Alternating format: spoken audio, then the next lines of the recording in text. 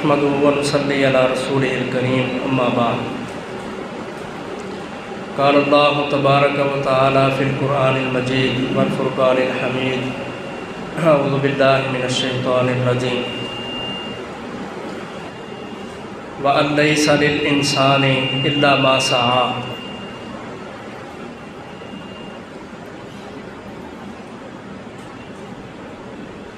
میں کوئی لمبی چوڑی تقریر نہیں کروں گا، بلکہ ایک سوال آپ سے کرنا چاہتا ہوں۔ آپ اندازہ کریں اس وقت پوری دنیا پہ دین کا بہت سارا کام ہو رہا ہے۔ 5 وقت اذانیں گونجتی ہیں، مسجدوں میں نمازی حاضر ہوتے ہیں، نمازیں پڑھی جاتی ہیں، ترجمہ کلاسوں کا بھی اہتمام ہے اور دروس کا بھی اہتمام ہوتا ہے، تربیتی نشستیں بھی ہوتی ہیں، جمعے بھی پڑھائے جاتے ہیں۔ اسی طرح علماء کرام کی ایک ٹیم بڑی بڑی دور سے سفر کر کے دین کی دعوت کو پھیلانے کے لیے ہر وقت کوشاں رہتی ہے۔ یعنی عمومی طور پر پوری دنیا میں اس وقت دین کا، اسلام کا بہت سارا کام ہو رہا ہے، دعوت کا۔ میرا جو آپ سے سوال ہے وہ یہ ہے کہ کام اتنا لمبا چوڑا ہو رہا ہے لیکن اس کا اثر کیوں نہیں نظر آتا؟ یہ میرا آپ سے سوال ہے، کوئی بندہ مجھے جواب دے دے اس کا۔ ہے کوئی جواب دینے والا؟ اتنا لمبا چوڑا کام ہو رہا ہے۔ یہ ہے کہ ہم پوری دنیا کے اندر ایک ایسے نظام کے اندر جکڑے ہوئے ہیں جو نظام ہماری اس دعوت کو واضح نہیں کر رہا اور وہاں تک پہنچنے نہیں دے رہا جو یہ نظام کی تبدیلی دکھائے۔ یعنی کہ نظام ہی اصل میں جکڑا ہوا ہے، اسلام ہی جکڑا ہوا ہے۔ اگر ہم یہ انفرادی طور پر عبادات کرتے بھی رہیں گے، نظام جب تک نہیں بدلے گا اس وقت تک ہم واضح اور اپنے ہدف حاصل نہیں کر سکتے۔ جزاک اللہ۔ یہ ایک بزرگ ہے، انہوں نے یہ جواب دیا ہے کہ جب تک نظام چینج نہیں نہ ہوگا، سسٹم نہیں بدلے گا، اس وقت تک عوام جو ان سے ہیں وہ بھی نہیں بدل سکتے۔ میں اس بات کا جواب دیتا ہوں۔ حضرت یوسف علیہ السلام انہوں نے دین کا کام شروع کیا تھا، اور کیسے شروع کیا تھا؟ پہلے نمبر پر وہ اکیلے تھے۔ آپ نے سنا ہوگا یوسف علیہ السلام کا واقعہ، بڑا مشہور ہے، قرآن مجید میں 12ویں پارے میں پوری سورت ہے، سورت یوسف۔ اب جب انہوں نے کام شروع کیا تھا نا، اس وقت نظام نہیں تھا۔ کیا ایسا ہی ہے یا نہیں؟ نظام، سسٹم، یعنی ایک عالمی لیول پر توحید کی بات کرنے والا کوئی نہیں تھا۔ یعنی یوسف علیہ السلام نے اکیلے تنہا اللہ کا منحاکمین کی طرف بلانا شروع کیا جیل میں جا کے۔ وہ 2 قیدی آئے، انہوں نے پوچھا تعبیر خواب کی، تو یوسف علیہ السلام نے تعبیر بتانے سے پہلے ان کو اللہ کی طرف دعوت دے دی کہ تم اللہ کی عبادت کرو، اللہ وہ ہے جو ابراہیم کا بھی رب ہے، اسماعیل کا بھی رب ہے۔ وہ ساری لمبی چوڑی دعوت قرآن مجید میں اللہ کا منحاکمین نے بیان فرمائی ہے۔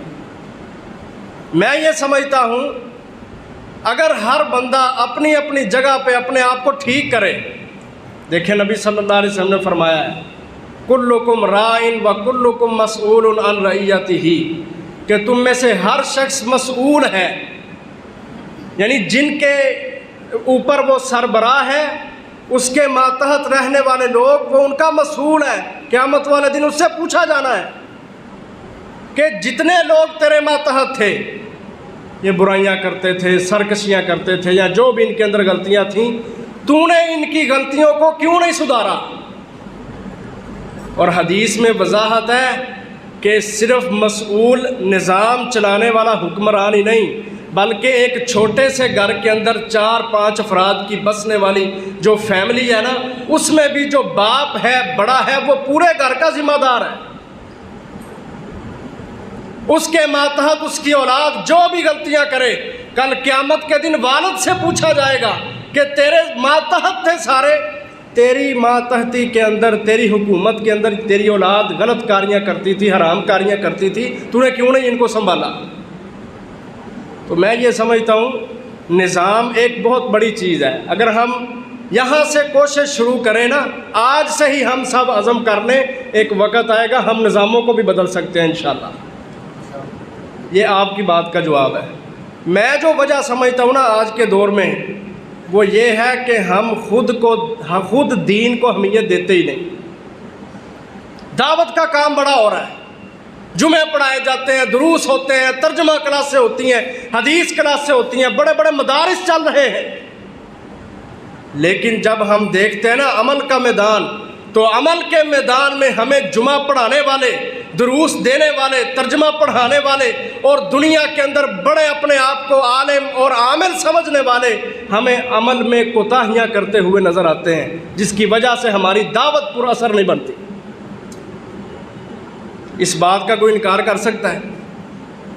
دیکھیں نا، ہمارے مسجد کے مولوی صاحب کیا سمجھتے ہیں کہ میں نے صرف 5 وقت جا کے نماز پڑھانی ہے، میری ڈیوٹی ہے، یعنی دین کو پارٹ ٹائم جاب کے لیے رکھا ہے بس۔ جب نماز پڑھا کے چلے گئے، ان کا اٹھنا بیٹھنا، ان کا چلنا پھرنا، ان کی مجلسیں، ان کی رونقیں، ان کی یاریاں، ان کی دوستیاں ان لوگوں کے ساتھ ہیں جو اسلام کو پوچھتے تک نہیں۔ ہم اپنے نبی کی زندگی دیکھیں، ہمارے نبی محمد صلی اللہ علیہ وسلم، ان کا رول کیا ہے، ان کا طریقہ کیا ہے، ان کا انداز کیا ہے؟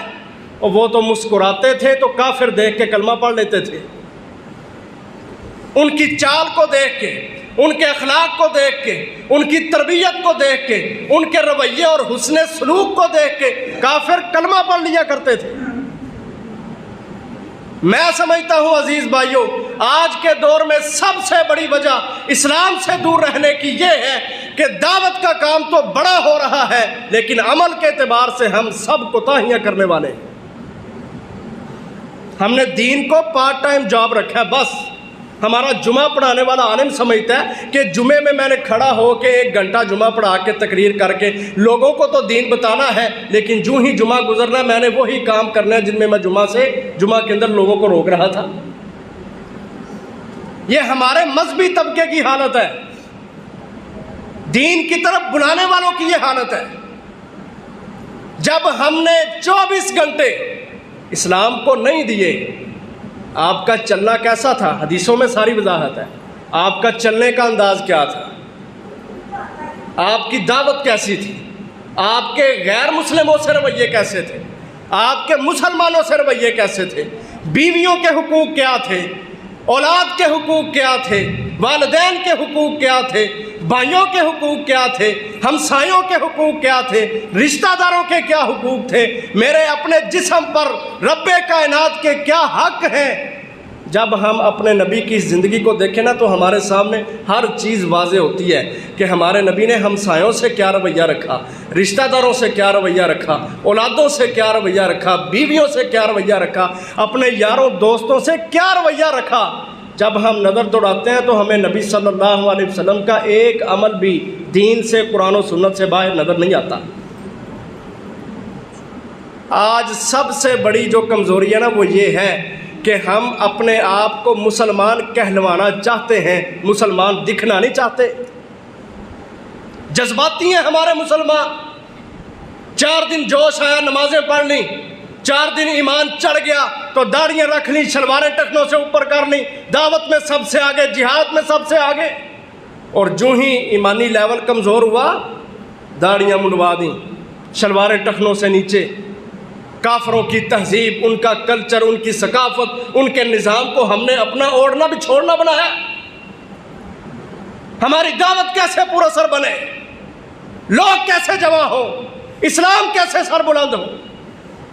اللہ نے اپنے نبی کو کیا کہا تھا اے نبی وَأَنذِرْ عَشِيرَتَكَ الْأَقْرَبِينَ، اپنے خاندان میں سب سے پہلے جو آپ کے قریبی ہیں نا ان کو درست کریں، ان کو ڈرائیں۔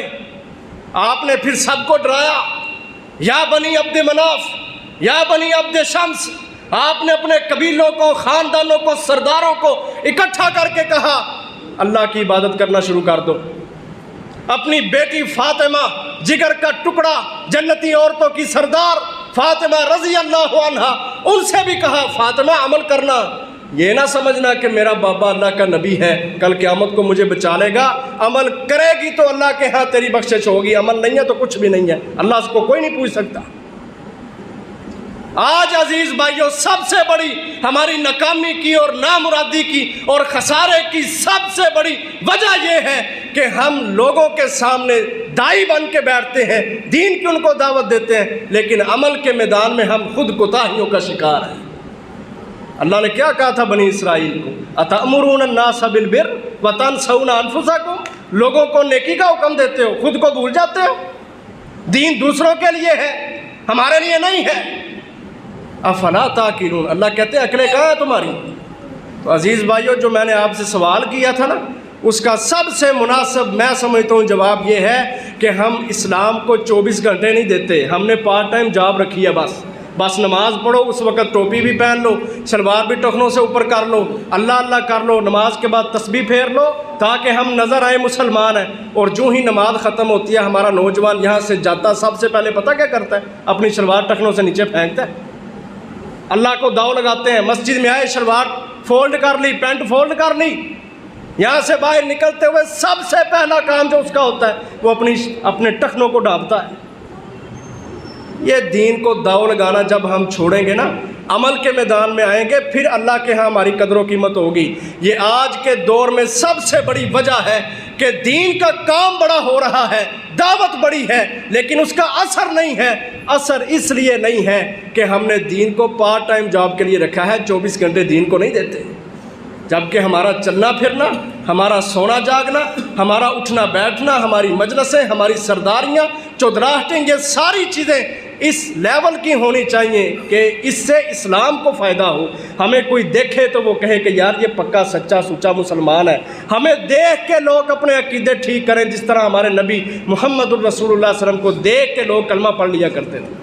اللہ تعالی ہمیں عمل کی توفیق دے۔ السلام علیکم۔